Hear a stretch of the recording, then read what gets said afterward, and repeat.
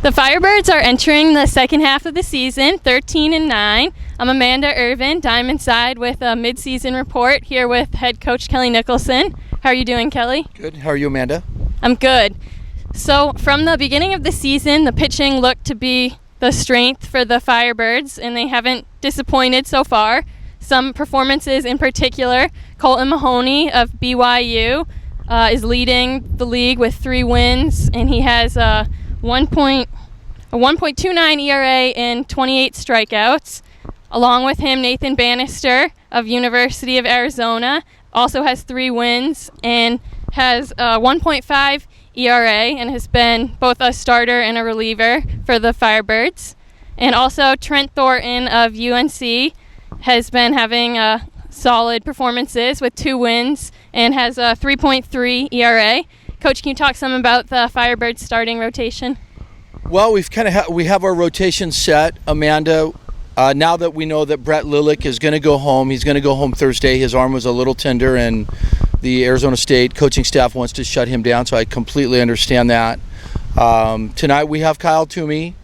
He's going to start today, and then we have Eric Handhold tomorrow, and then Wednesday we have Thorny, and then we're off on Thursday, and then McGill and Josh Spores will kind of piggyback that game on Friday, and then we get back to Banny, and so yeah, we like our rotation.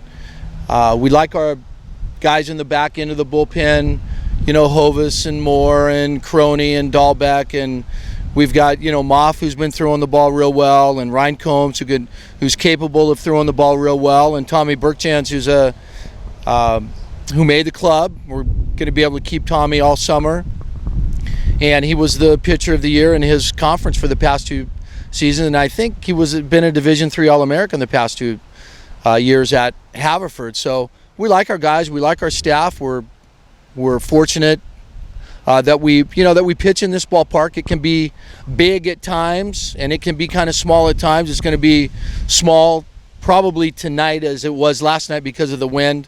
But we're looking forward to the second half of the season. Okay, great. And as you had covered, the bullpen also has been critical with Toomey, who's had the team leading 9 appearances, is going to get the start tonight. On the other end, for hitting, the team has been becoming known around the league for hitting. They're averaging 6 runs a game, which is second place in the league. And during the 6-game win streak, the Firebirds were averaging 10 runs a game. Some key performers at the plate include Mitch Tolman of Oregon, who's leading the team with a 343 batting average, which is also one of the Cape leaders, along with power at the plate, Edwin Rios of FIU and David Thompson of UMiami both have 3 home runs. Edwin with 16 RBIs and David Thompson with 17 RBIs, all those coming in the last 11 games.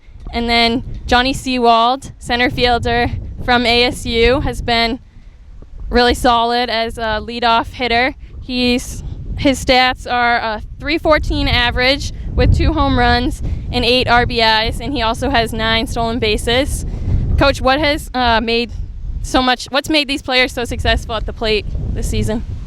Well, coming in, we thought they were good hitters. We expected them to be good hitters, and Benny Craig has done a tremendous job with them throughout the summer.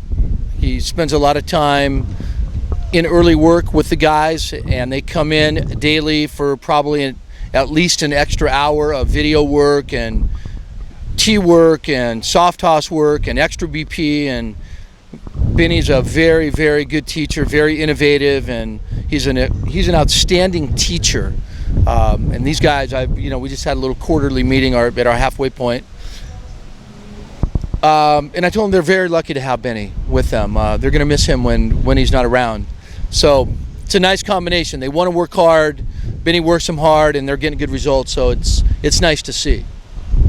Okay, and the pitchers have consistently been saying after the game how grateful they are for the fielders behind them really having their back.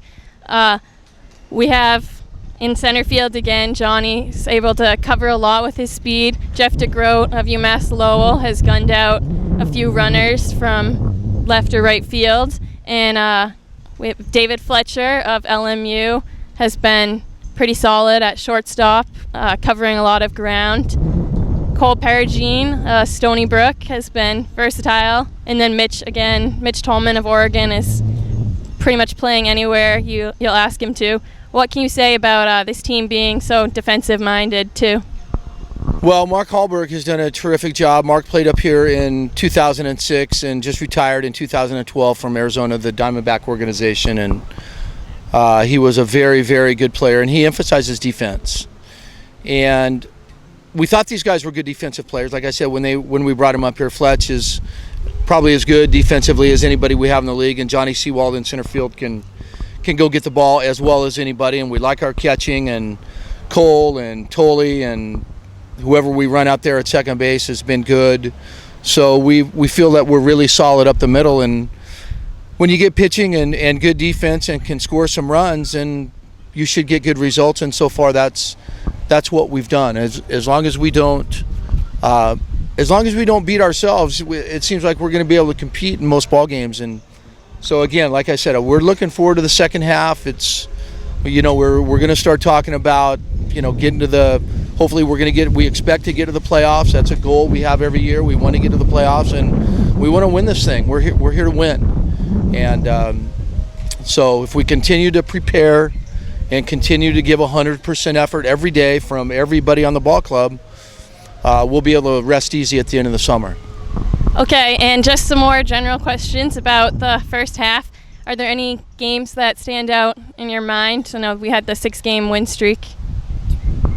Oh, not especially, Amanda. As a manager, you kind of dwell on the games that went south on you a little bit, and probably don't appreciate the games that we've won and done a really good job in. Last night really stood out. I thought we played really well. The big home run by David Thompson, and we got good. Banning gave us as good a start as we've had all summer. Colton Mahoney at Harwich, I thought we played probably as good a game as we played all summer at Harwich. Colt gave us a good start. We were good defensively. We executed offensively. The one inning we got a couple runs. We laid down 3 bunts, and we safety squeezed with Fletch. And so those are the games that kind of that stand out really as I kind of go back and jog my memory a little bit. Mm-hmm. Have there been any big surprises for you about this year's squad? Well, not especially. We didn't know that Brett Lang was going to be with us, so that's been a nice surprise. Anybody that's up in the Cape is a very, very good player, and they're up here for a reason. They deserve to be. They've earned it, and we were the stars were aligned that night. Our catchers went down, and we happened to be playing Bourne, and they had an extra catcher, and it was Brett. And boy, what a blessing that was to have him, and he's going to be with us all summer. And he's a leader. He's mature. Guys like throwing to him, so that's probably been the biggest surprise for us all summer. Okay, do you see any other team leaders on the team? Well, I think everybody can be a leader in their own way. Fletch with his defensive ability out there, Johnny Seawald with the way he plays center field, Colton Mahoney with his maturity and poise and his pitchability. You've got Crony last night. I thought, showed some real leadership out there, came in with first and second and up by 4 and retired 5 in a row and got 3 punch outs, and ball was up. He's throwing the ball up to 93 miles an hour with good secondary stuff. So I think each and every one of those guys is probably a leader back on their team at school, and they're starting to take the bull by the horns a little bit better as the season progresses here in Orleans. Are there any jokesters in particular that are keeping the team loose? Yeah, Brownie and Benny are probably the big jokesters on the team, So I'm just kidding. Hey, I'm not. I think Eddie Rios, I walked in the clubhouse today and guys were telling stories, and Eddie was leading the storytelling parade. So he seems to be kind of a guy with a little bit of a sense of humor. Okay. And again, what are you hoping for improvements for the team the second half? Well, we just expect everybody to get better with early work and more Cape experience and more games played. We should all get better as the season progresses, and hopefully, I think the final game is August 3rd, and we're off August 4th, and hopefully we'll be playing well and carry this thing on into the playoffs.